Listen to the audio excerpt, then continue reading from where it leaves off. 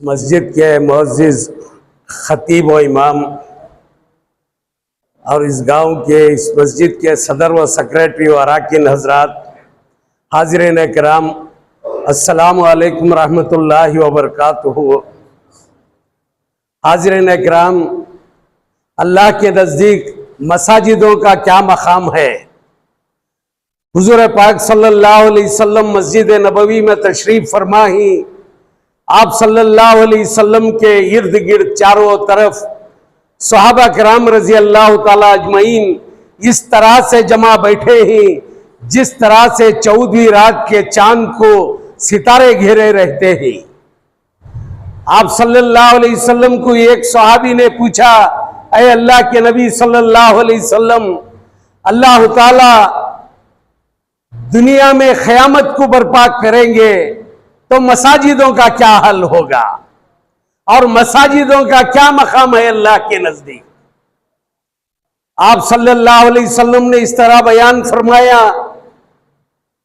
अल्लाह ताला जब दुनिया में क़यामत को भेजेंगे तो दुनिया की तमाम मसाजिदें जहां पर 5 वक्त अजान और नमाज होती हो, ये तमाम मसाजिदों को क़यामत बर्पा करने से पहले रुए जमीन से ऊपर उठा लिया जाएगा और उसका जोड़ जो है काबतुल्लाह से कर दिया जाएगा और काबतुल्लाह का जोड़ जो है जन्नत से कर दिया जाएगा। ये मकाम है मोहतरम दोस्त और बुजुर्गों, मसाजिदों का ये मकाम है अल्लाह के नजदीक। और मुसलमानों का क्या मकाम है। आज हमारा हाल क्या हो गया है, सारी दुनिया में मुसलमानों को गिरी हुई नजरों से देख रहे हैं। ये क्यों हो रहा है, ये किस लिए हो रहा है। हम मसलकों में बट गए, छोटी छोटी पार्टियों में बट गए। गांव में मस्जिद है, घरों मुसलमानों के घर आबाद नहीं, लेकिन मस्जिद में जब अजान होती है तो नमाज को नहीं आते। आज नौजवानों में इल्म की कमी हो गई है, छोटे बड़ों का अदब चला गया है। पहले के जमाने में गांव में एक मुसलमान का घर हुआ करता था और वो गांव के तमाम जो फैसले ही वो मुसलमान के घर में हुआ करते थे। मुसलमान का वो मकाम था। उस वक्त हमारी आबादी कितनी थी, आज हमारी आबादी कितनी है दुनिया में, लेकिन आज हम पसपा होकर रह गए। ये क्यों हो गया, क्यों हो रहा है। हमारी आपसी नाइत्तेफाकी की वजह से। आज आपके गांव में हम और हमारे दोस्त तकरीबन ये केरला के तंगल साहब ने ये अल्लाह का घर बना कर दिया है। यहां एक मस्जिद हुई, अल्लाह के किसी बंदे ने यहां जगह आपको मुहैया फरमाई और अल्लाह के बंदे तंगल साहब ने मस्जिद बना कर दिया आपको। मस्जिद वक्फ बोर्ड में रजिस्टर नहीं थी, आपकी कमेटी वक्फ बोर्ड में रजिस्टर नहीं थी और इमाम और मुअज्जिन का रिकॉर्ड वहां पर रजिस्टर नहीं था।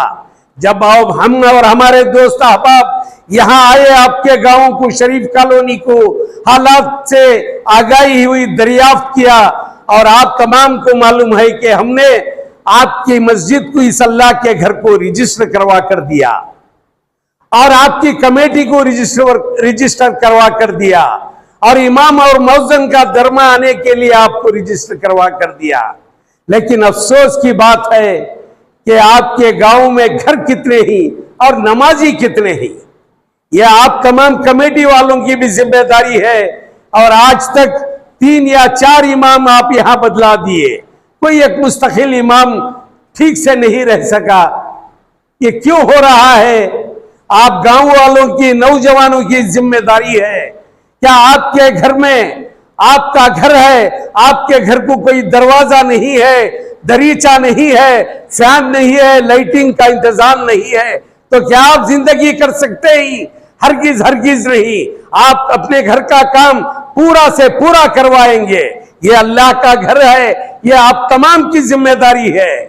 ये मेरी जिम्मेदारी है, आपकी जिम्मेदारी है, आप तमाम की जिम्मेदारी है।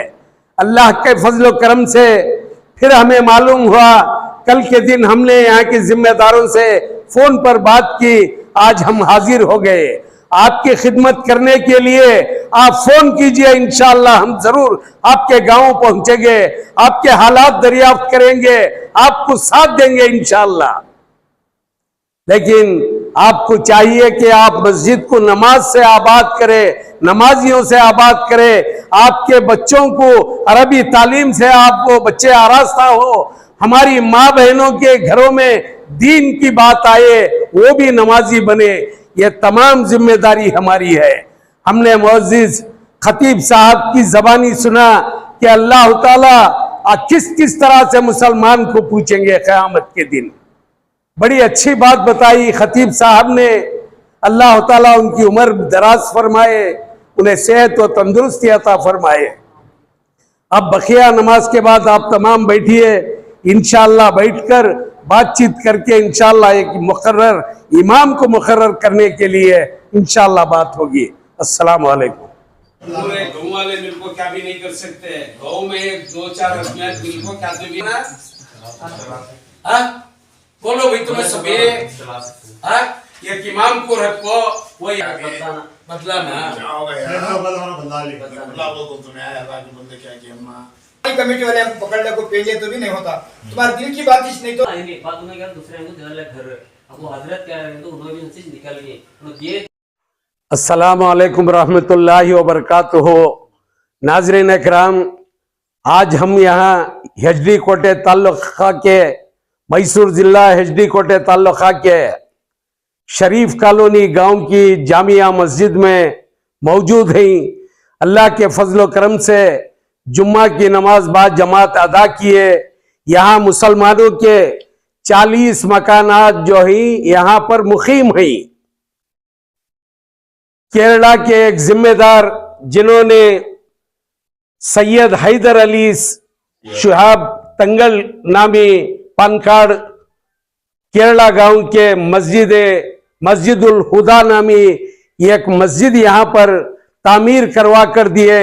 किसी एक अल्लाह के बंदे ने यहाँ जगह मुहैया फरमाई। ये अल्लाह के बंदे ने केरला से आकर यहाँ एक अल्लाह का घर जो है तामीर करवा कर दिया। तकरीबन 5 से 6 साल पहले मैं और हमारे एक दोस्त मरहूम सैयद रहमतुल्लाह साहब, हमारे बाबू साहब और हमारे दूसरे यहाँ के जिम्मेदार साहिबान के बुलावे पर हम यहाँ पर आए थे।